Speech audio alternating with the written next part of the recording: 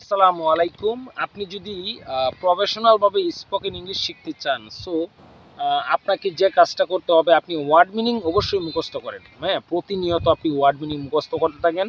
প্রতিদিন মিনিমাম ৫ থেকে ১০টা ওয়ার্ড মিনিং মুখস্থ করেন। মুখস্থ করার পরে যে কাজটা করতে হবে, আপনাকে ওই ওয়ার্ড ওয়ার্ড মিনিংগুলা দিয়ে আপনাকে মেক করতে হবে আপনাকে একটা সেন্টেন্স। মানে একটা বাক্য কিভাবে তৈরি করতে হবে সেই পূর্ণাঙ্গ যে ওয়েটা সেটা অবভিয়াসলি আপনাকে বুঝতে হবে।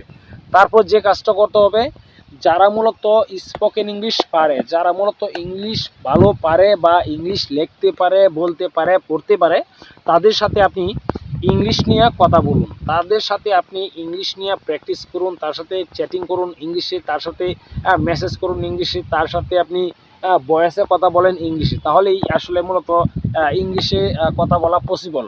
আদারওয়াইজ আমার মনে হয় না যে আপনি ইংলিশ কথা বলতে পারবেন।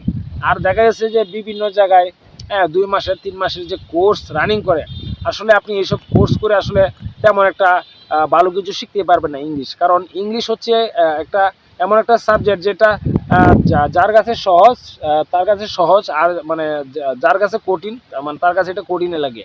সো আমরা যারা মূলত ইংলিশে কথা বলি, তো এটা অবশ্যই একটু সহজ আছে, কারণ আমাদের কাছে যেহেতু এটা ইজি করে নিছি, যে কারণে এটা আমাদের কাছে সহজ। বাট আপনি যদি পরিপূর্ণভাবে ওটা শিখতে চান, তাহলে আপনাকে এক্সপার্ট অর্জন করতে হবে এই ইংলিশ সাবজেক্টে। আমি যে নিয়মগুলো বললাম, ওই নিয়ম অনুযায়ী যদি আপনি করতে পারেন, ইনশাল্লাহ আপনি ইংলিশে খুবই ভালো দক্ষতা অর্জন করতে পারবেন, এটা আমি মনে করি।